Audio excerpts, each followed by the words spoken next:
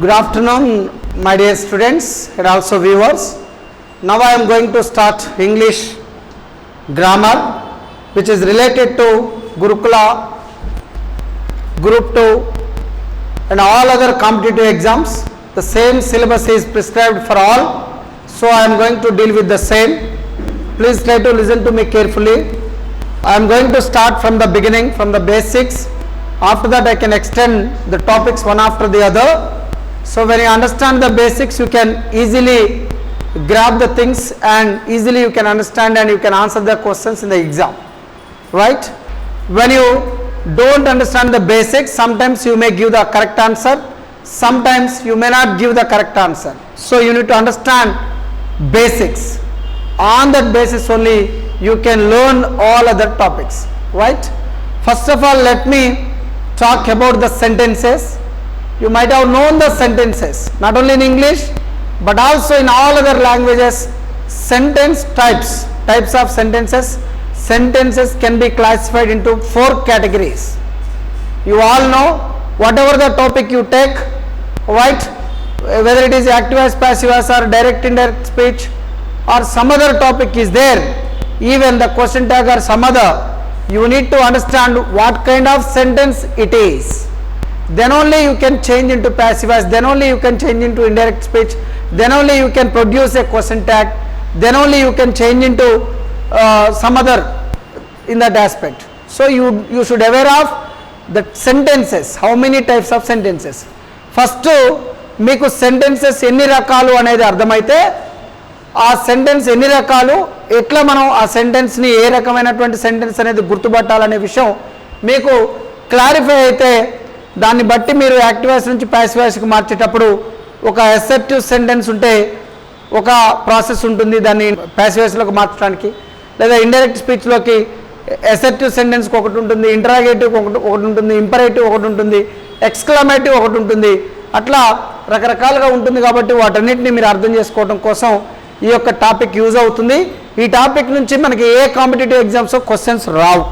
You may not see a single question from this topic for any competitive exams, but without understanding sentences, without understanding this basic information, you may not understand further topics. So to get full awareness on the grammar or to get full awareness on all other topics, you need to know the very beginning topic, that is types of sentences. Now I am going to introduce the syllabus. You please note down syllabus for all competitive exams. Basic English, right? Basic English means you get all the topics which are there in school education from 4th class to 10th class standard. What are the topics are there in the school books, what are the topics are given in the school SSC books, right? That is the syllabus of all competitive exams, which is related to basic English. Okay, basic English అంటే 10th class standard basic English అంటే 4th class standard నుంచి 4th standard నుంచి 10th standard వరకు school SSC బుక్స్లో ఉన్నటువంటి అన్ని topics మీకు సిలబస్గా ఉంటాయి. So first of all syllabus. First topic parts of speech.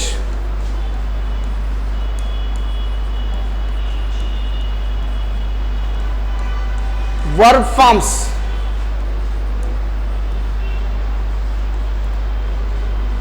Parts of speech is a topic. There are, as you all know, that there are 8 parts of speech. Speech means language.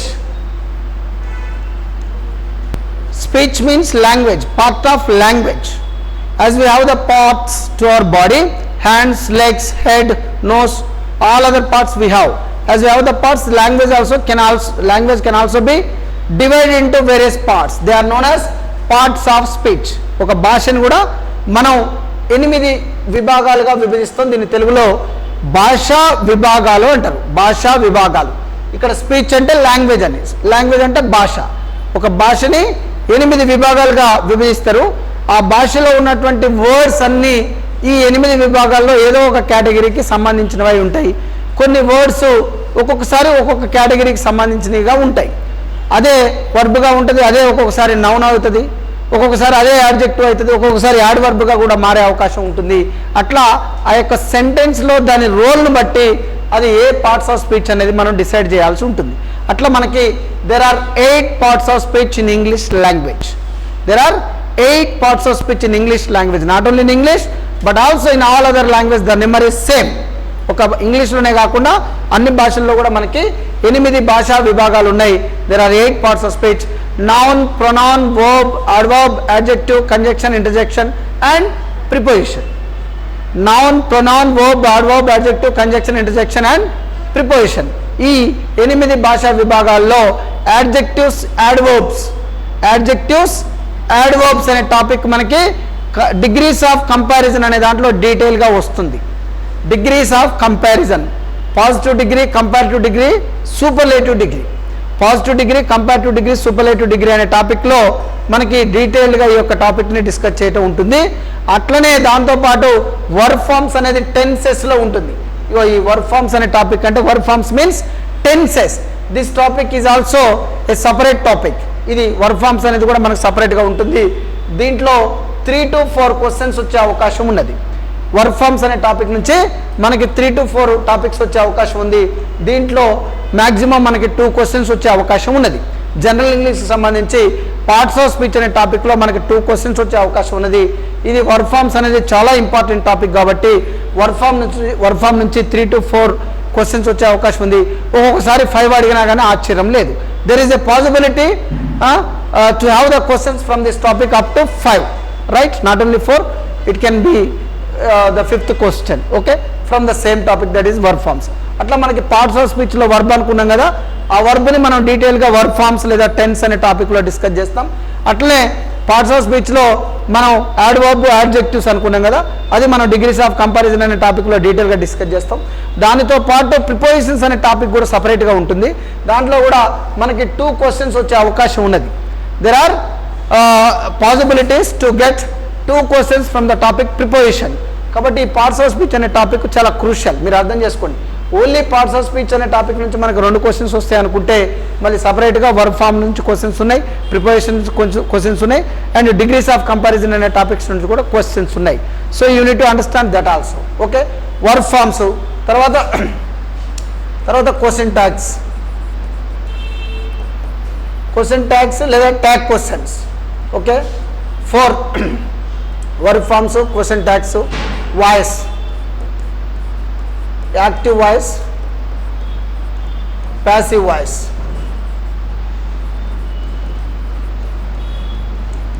Active voice and passive voice, direct indirect speech,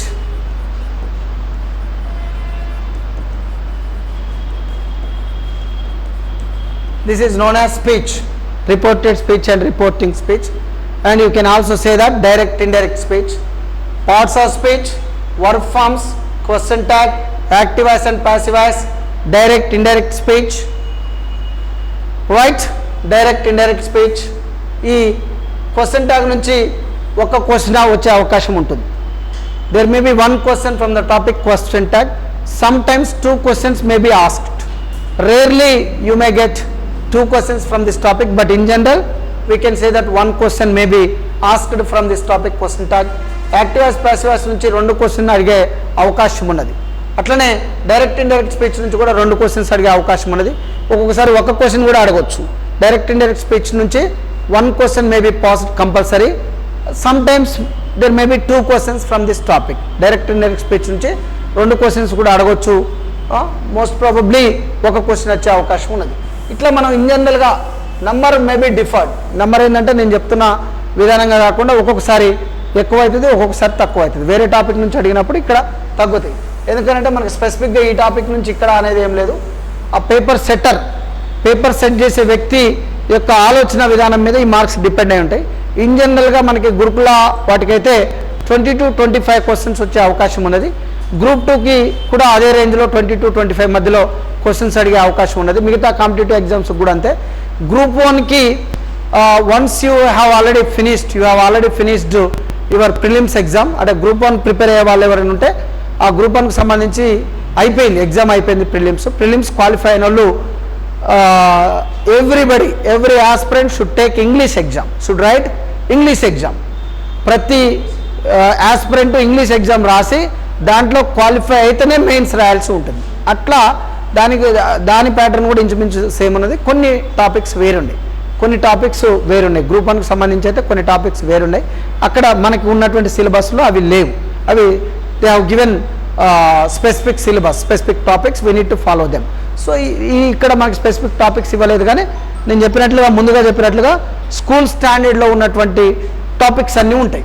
okay, right. Degrees of direct indirect speech,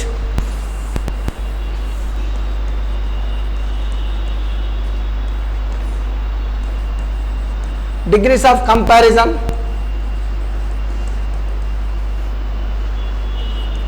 next degrees of comparison, sentences అంటే types of sentences కావు ఇవి, types of sentences కావు, simple, complex, compound sentences.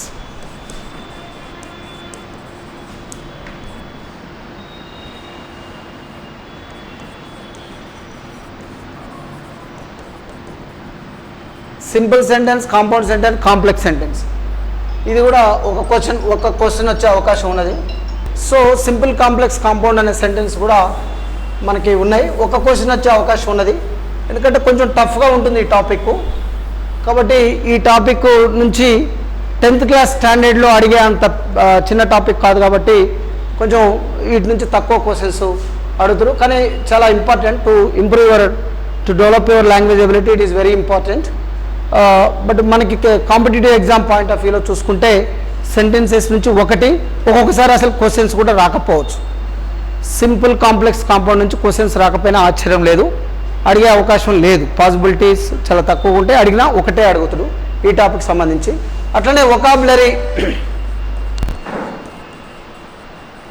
వొకాబులరీలో ఏముంటాయంటే synonyms, యాంటీనిమ్స్, ఈ 2 టాపిక్సే అడుగుతాడు మీకు. మామూలుగా homophones, homonyms, homographs అవి కూడా ఉంటాయి వొకాబులరీ రిలేటెడ్. 1 word సబ్స్టిట్యూషన్స్ కూడా ఉంటాయి. అంటే 1 word సబ్స్టిట్యూషన్స్ అంటే what you mean by atheist? One who believe in God is called theist, one who doesn't believe in God is called atheist. అట్లా ఒక దేవుని నమ్మే వాళ్ళని థీస్ట్ అని, దేవుని నమ్మని వాళ్ళని ఎథీస్ట్ అని. One who kills oneself is called suicide, ఎవరికి వాళ్ళే చంపుకుంటే దాన్ని సుసైడ్ అంటారు. One who kills his or her own mother, matricide, సొంత తల్లిని చంపిన వాడిని మ్యాట్రిసైడ్ అంటారు. సొంత తండ్రిని చంపితే ఫ్యాటిసైడ్ అంటారు. అట్లనే ఫెస్టిసైడ్ అంటే పురుగుల్ని చంపితే, క్రిములని, పొలాల్లో ఉండే క్రిములని చంపితే ఫెస్టిసైడ్. సైడ్ అంటే చంపటం, ఎక్కడైనా సైడ్ అంటే చంపటం. సుసైడ్ అంటే వన్ సెల్ఫ్. మ్యాటిసైడ్, ఫ్యాటిసైడ్ అట్లా అవన్నీ మీనింగ్ ఇస్తే you need to identify which term is related to that meaning. So that term is related to vocabulary. Vocabulary నుంచి 3 to 4 questions అడిగే అవకాశం ఉంది, ఒక్కోసారి 5 కూడా అడగవచ్చు. vocabulary just we give the material and we explain the vocabulary, the words which are not familiar to you. We may give the material, you need to buy art in it, you need to buy out all the things. Meanings అన్నిటిని కూడా మీరే గుర్తుపెట్టుకునే ప్రయత్నం చేయాలి. అర్థం చేసుకోవడానికి ఏముండదు ఆ టాపిక్లో, గుర్తుపెట్టుకునే ప్రయత్నం చేయాలా. Synonyms, antonyms, most probably 2 synonyms, 2 antonyms, ఒక్కొక్కసారి ఒకటే సినానిమ్, ఒకటే యాంటోనిమ్ ఇచ్చి 1 word సబ్స్టిట్యూషన్ ఒకటి ఇచ్చి అట్లా మ్యాచ్ ఆ పద్ధతిలో కూడా క్వశ్చన్స్ అడిగే అవకాశం ఉంది. 3 to 4 questions డెఫినెట్లీ వొకాబులరీ నుంచి వస్తాయి. అవి చాలామంది నెగ్లెక్ట్ చేసి ఒక మహాసముద్రం అంత ఉంటుంది కదా. Vocabulary means there are lakhs of words we can find out, we cannot learn all those words. No one can learn all the words, that is very clear, but you need to try as your level best. And what kind of vocabulary you need to go through it, అంటే ఏ vocabulary చదవాలా. నేను అన్నట్టు లక్షల పదాలు ఉంటాయి, కోట్ల పదాలు ఉంటాయి, వాటన్నిటిని నేర్చుకోవటం ఒక్కళ్ళ వల్ల కాదు. Even Americans, British people cannot reach. మనకి తెలుగులో ఉన్న పదాలని మనకు తెలుసా? we don't know, though we are good at Telugu, we don't know all the words which are there in Telugu. So in the same way even Americans, British people cannot know all the words. So దాని నుంచి ఏం చేయాలంటే 10th class స్టాండర్డ్లో ఉపయోగించిన vocabulary చదవాలి. the vocabulary which is used in 10th class standard, from 4th to 6th, 4th to 10th standard, the vocabulary which was used in the lessons, in the poetry, in the short stories or some other in the novel or whatever it is, ఆ vocabulary అంతా మనకి school బుక్స్లో glossary అనే కాలం కింద ఇస్తాడు. Glossary అని ఇచ్చి word దాని మీనింగ్ ఇస్తాడు కదా, ఆ గ్లోసరీ అంతా చదువుకుంటే సరిపోతుంది. Maximum you can cover for vocabulary topic. అట్లా దానికి సంబంధించినటువంటి మెటీరియల్ మేము మీకు ఇస్తాం, దాన్ని కొంచెం చదవండి, దాన్ని ఒకసారి ఎక్స్ప్లెయిన్ చేస్తా. One word substitutions, synonyms, antonyms. Synonyms అంటే సేమ్ కాదు, సిమిలర్. రెండు పదాలు సేమ్ ఉండవు, స్లైట్ డిఫరెన్స్ ఉంటుంది. కానీ we can use one word in place of other also. They are known as synonyms. Synonyms అంటే ఒక పదానికి బదులు వేరే పదం వాడగలిగే అవకాశం ఉంటుంది, కానీ ఎగ్జాక్ట్లీ చూస్తే, పిన్ పాయింటెడ్గా చూస్తే మనం దాన్ని తప్పుపట్టే అవకాశం కూడా ఉంటుంది. సిమిలర్, దగ్గర 90%, 98% దగ్గరగా మీనింగ్ ఉంటుంది, but not 100% same. Okay, that you need to remember. Antonym అంటే కంప్లీట్గా ఆపోజిట్గా ఉండేటువంటి వర్డ్స్ని యాంటోనిమ్స్ అంటారు. అట్లా వొకాబులరీ అనే టాపిక్ మీద synonyms, antonyms, one word substitutions, ఇక హోమోఫోన్స్, హోమోనిమ్స్, హోమోగ్రాఫ్స్ అనేవి మీకు ఉండవు. వాటి గురించి మీరు ఆలోచించాల్సినటువంటి అవసరం లేదు. ఫొనెటిక్స్ రిలేటెడ్ టాపిక్స్ రిమూవ్ చేసిరు మన సిలబస్ నుంచి. ఇంతకుముందు ఉండే ఫొనెటిక్స్ సౌండ్స్ 44 సౌండ్స్, అందులో ఓవెల్ సౌండ్స్, కాన్సనెంట్ సౌండ్స్ అవన్నీ గతంలో సిలబస్లో ఉన్నాయి జనరల్ ఇంగ్లీష్, ఇప్పుడు లేవు, తీసేసారు. Officially they were removed. So అవి లేవు కాబట్టి హోమోనిమ్స్, హోమోఫోన్స్, హోమోగ్రామ్ ఇవి కూడా ఇవ్వడు. కాబట్టి దాని గురించి వదిలేసి వొకాబులరీ అనే టాపిక్. అట్లనే ప్రిఫిక్స్, సఫిక్స్ ఈ రెండు ఇస్తాడు. ఇన్ఫిక్స్ ఇవ్వడు మీకు, ప్రిఫిక్స్, అట్లా సఫిక్స్. ఇన్ఫిక్స్ అంటే విత్ ఇన్ ద వర్డ్లో we can change spelling, we may change within the word, middle of the word, that is infix. అది రాదు. ప్రిఫిక్స్ అంటే root word. Yeah, when you add something to the root word, before the root word if you add 1 or 2 letters, that is prefix. Suffix అంటేనేమో word తర్వాత add చేస్తే అది suffix. వాటికి సంబంధించినవి కూడా ఇస్తాడు. అది కూడా ఇంచుమించు వొకాబులరీలో భాగంగానే ఉంటుంది. ఒక క్వశ్చన్ మనకి అడిగేటువంటి అవకాశం ఉన్నది. అట్లనే రీడింగ్ కాంప్రహెన్షన్ మోస్ట్ ప్రాబబ్లీ ఇవ్వడు. రీడింగ్ కాంప్రహెన్షన్ మోస్ట్ ప్రాబబ్లీ ఇవ్వకపోవచ్చు. Maximum as for my knowledge they may not give the reading comprehension. ఒకవేళ ఇస్తే కూడా ఒక 2-3 మార్క్స్ ఇస్తాడు. ఇప్పటివరకు అయితే జనరల్ ఇంగ్లీష్లో రీడింగ్ కాంప్రహెన్షన్ రాలేదు. గ్రూప్ 1కి సంబంధించి రీడింగ్ కాంప్రహెన్షన్ ఉంది, సివిల్స్లో రీడింగ్ కాంప్రహెన్షన్ ఉంది, బ్యాంకు వాటికి సంబంధించిన వాటిలో కూడా రీడింగ్ కాంప్రహెన్షన్ ఉంది. కానీ మీకైతే గురుకులకి 100% లేదు, గ్రూప్ 2 కూడా 100% రీడింగ్ కాంప్రహెన్షన్ రాదు. కాకపోతే రీడింగ్ కాంప్రహెన్షన్ అంటే వొకాబులరీ మీద, సెంటెన్సెస్ మీద మీకు నాలెడ్జ్ ఉంటే easily you can identify the word. ఒక అన్సీన్ ప్యాసేజ్ ఇచ్చి దాని కింద మీనింగ్స్, దాని కింద క్వశ్చన్స్ అడుగుతాడు. ఆ అన్సీన్ ప్యాసేజ్ని మీరు అర్థం చేసుకున్నప్పుడు మాత్రమే ఆన్సర్ చేయగలుగుతారు. చిన్నప్పుడు స్కూల్ ఏజ్లో ఏం చేస్తారంటే ఏదైనా ఒక పదం క్వశ్చన్లో ఉంటే ఆ పదం ఏ సెంటెన్స్లో ఉందో ఆ సెంటెన్స్ మొత్తం రాసేది, మార్క్ వచ్చేది. ఇప్పుడు అట్లా ఉండదు. ఆ ప్యాసేజ్ మీకు అర్థమైతేనే that is a test on reading ability. అంటే మీకు చదవి అర్థం చేసుకునే, reading for what, reading for understanding, listening for what, listening for understanding. వినేది ఎందుకు, విని వదిలేస్తామా, విని అర్థం చేసుకుంటాం. అట్లనే చదివి అర్థం చేసుకుంటాం, చదువుతున్నప్పుడే అర్థం చేసుకుంటాం, వింటున్నప్పుడే అర్థం చేసుకుంటాం. విని అర్థం చేసుకునే అవకాశం అక్కడ ఎగ్జామ్ కండక్ట్ చేసే పాసిబిలిటీ ఉండదు. కాబట్టి కనీసం రీడింగ్ ఎబిలిటీని మీకు రేపు ఎంప్లాయ్ అయితే మీకు మినిమం రీడింగ్ చేసి దాన్ని అర్థం చేసుకునే కెపాసిటీ ఉన్నదా లేదని టెస్ట్ చేయడం కోసం ఈ రీడింగ్ కాంప్రహెన్షన్ని వాళ్ళు మనకి సిలబస్లో భాగంగా చేశారు. ఇప్పుడు మ్యాక్సిమం మీకు వచ్చే అవకాశం అయితే లేదు. ఒకవేళ రేర్గా అడిగినా ఏం లేదు, మీరు గుర్తుపెట్టుకోండి. కొంచెం ఇంగ్లీష్ మీద మీరు ఇంగ్లీషు ఏమైనా అన్సీన్ ప్యాసేజెస్ ఉంటే ఇంటర్నెట్లో అవైలబుల్ ఉన్న వాటిని చదివి దాని కింద క్వశ్చన్స్ ఉంటే వాటిని ప్రాక్టీస్ చేస్తే సరిపోద్ది. మనం కూడా ఒక 2-3 ప్యాసేజీలు ప్రాక్టీస్ చేద్దాం లాస్ట్లో. Okay, but when you have command over the language, over the English language, you can answer the questions. Overnight or 1 week or 2 weeks you may not get command over the language. So అది గ్రాడ్యువల్గా ఒక course of time తర్వాతనే మీకు ఆ ability వస్తుంది. కాబట్టి దాన్ని దృష్టిలో పెట్టుకొని ఇప్పటి నుంచే ఎప్పుడైనా ఫ్రీ టైం దొరికినా, బోర్ అనిపించినా అట్లాంటి ప్యాసేజ్ చదివి దాన్ని తెలుగులో అర్థం చేసుకొని మళ్ళీ కంప్లీట్గా వాటికి ఆన్సర్ చేసే ఎబిలిటీని మీరు సాధించండి. అట్లా రీడింగ్ కాంప్రహెన్షన్. అట్లనే కరెక్షన్ ఆఫ్ సెంటెన్సెస్ అంటే ఒక ఇంపార్టెంట్ టాపిక్ నేను ఫస్ట్లో చెప్పాల్సి ఉండే ఆర్టికల్స్ అనేది కూడా ఒక టాపిక్ ఉన్నది. సరే 10th టాపిక్ అనుకుంటే articles, there are 3 articles and 2 types of articles we have in English language. A and the are called articles. A and are called indefinite articles. The is called definite article. దా తర్వాత వచ్చే పదం vowel సౌండ్తో start అయితే the అనాలా. దా తర్వాత వచ్చే పదం consonant సౌండ్తో start అయితే దా అనాలా. దా ది అనే డిఫరెన్స్ అంతే. సరే అవి మీకు అవసరం లేదు, ఫొనెటిక్స్ లేదు కాబట్టి దాన్ని నేర్చుకోవాల్సిన అవసరం లేదు. కానీ దా అనే ఆర్టికల్ డెఫినెట్, అట్లనే ఏ అనే ఆర్టికల్స్ రెండింటిని ఇండెఫినెట్ ఆర్టికల్. ఇండెఫినెట్నెస్ ఉంటుంది కదా, ఖచ్చితత్వం ఉండదు, స్పెసిఫికేషన్ ఉండదు, కాబట్టి వాటిని ఇండెఫినెట్ ఆర్టికల్ అంటారు.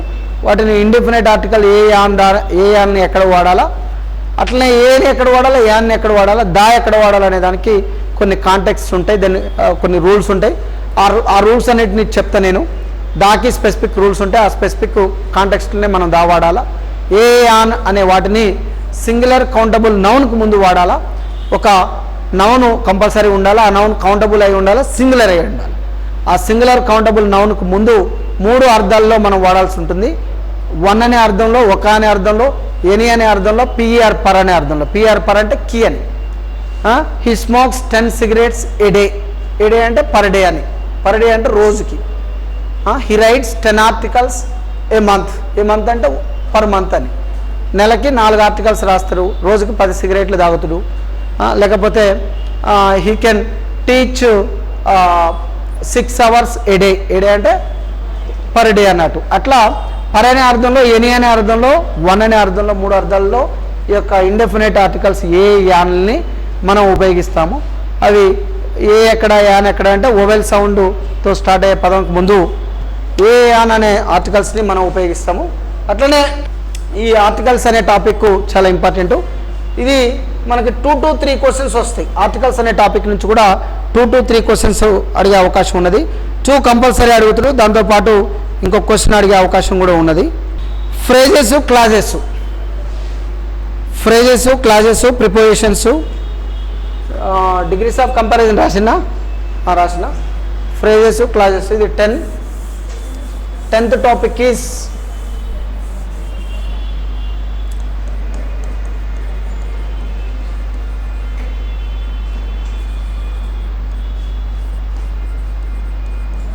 Phrases, clauses, prepositions.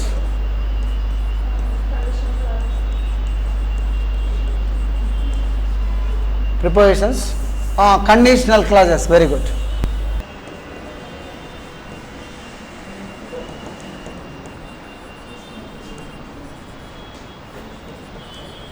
Conditional clauses 3 రకాల కండిషనల్ క్లాజెస్ ఉంటాయి. ఇఫ్ క్లాస్, కండిషనల్ క్లాజెస్ అంటే ఇఫ్ క్లాజెస్ ఉంటాయి. ఇవి మేజర్గా మనకి టాపిక్స్గా ఉన్నాయి. వీటిని మాత్రం మనం డిస్కస్ చేస్తాం. వీటితో పాటు కరెక్షన్ ఆఫ్ సెంటెన్సెస్ ఒకటి ఉంటుంది.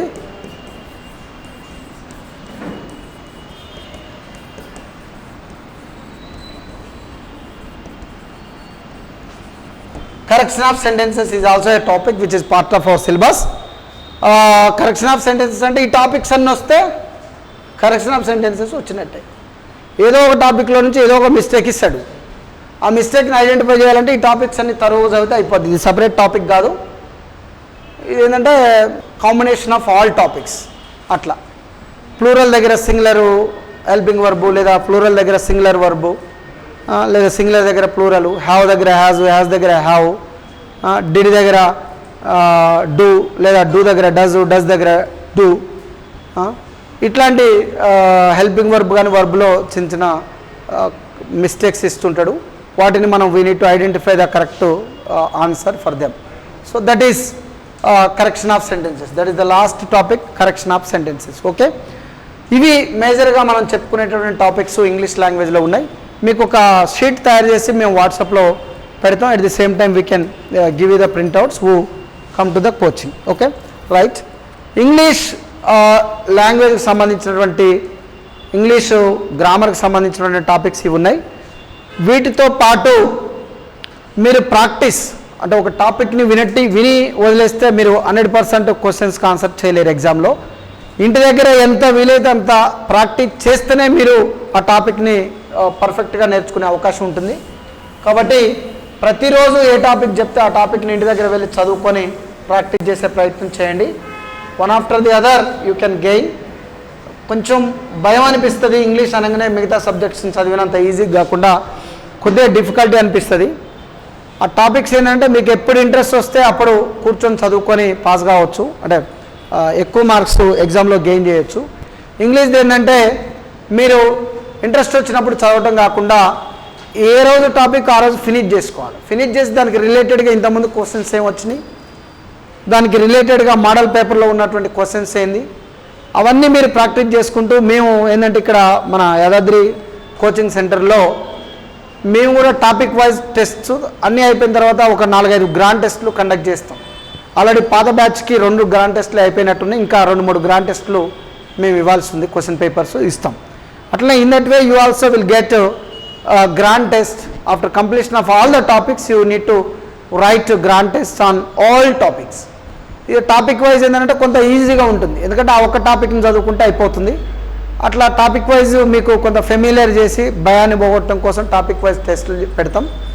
ఇంకోటి ఎక్కువ క్వశ్చన్స్ కూడా కవర్ అవుతాయి. ఆ ఒక్క టాపిక్ మీదనే 50 క్వశ్చన్స్, ఆ ఒక్క టాపిక్ మీదనే 25 క్వశ్చన్స్ అట్లా ఇవ్వడం ద్వారా ఎక్కువ క్వశ్చన్స్ కవర్ అయ్యే అవకాశం కూడా ఉంటుంది. కాబట్టి టాపిక్ వైజ్గా కూడా ఇక్కడ ఇన్స్టిట్యూషన్లో మనకి ఎగ్జామ్ కండక్ట్ చేయబడుతుంది. తర్వాత లాస్ట్కి గ్రాండ్ టెస్టులు కండక్ట్ చేయడం జరుగుతుంది. కాబట్టి దాన్ని దృష్టిలో ఉంచుకొని ఇంగ్లీష్ గ్రామర్ ప్రతిరోజు క్లాస్ విని, కొద్దిమంది పేర్లు చెప్తలేను, పాత బ్యాచ్లో కొద్దిమంది ఏం చేశారంటే బిగినింగ్లో ఒక 4-5 క్లాసెస్ సరిగా వినలే, ఏం కాదులే అర్థమవుతుందిలే అని. మిడిల్లో వాళ్ళకి ఏం అర్థం కాలే, అయిపోయింది, బ్యాచ్ అయిపోయింది. ఫస్ట్ నుంచి చెప్తున్న ప్రతి టాపిక్ని అర్థం చేసుకునే ఇంటర్లింక్ ఉంటాయి. ఇంగ్లీష్ గ్రామర్ ఏంటంటే ఇంటర్లింక్. ఒక టాపిక్ అర్థమవుతూనే నెక్స్ట్ టాపిక్ అర్థమవుతుంది. ప్రధానంగా టెన్సెస్ అర్థమవుతూనే మిగతా అన్ని టాపిక్స్ అర్థమవుతాయి. అవి అర్థం కాకపోతే మిగతా అర్థం కావు. ఆ ఇంటర్లింక్ ఏందనేది మీరు అర్థం చేసుకున్న తర్వాతనే తెలుస్తుంది. బట్టి బట్టానికి ఉండదు. రూల్ పొజిషన్ తెలుసుకోవాలి. గ్రామర్ అంటే what you mean by grammar? Rules and regulations of A language is called grammar. Grammar అంటే రూల్స్,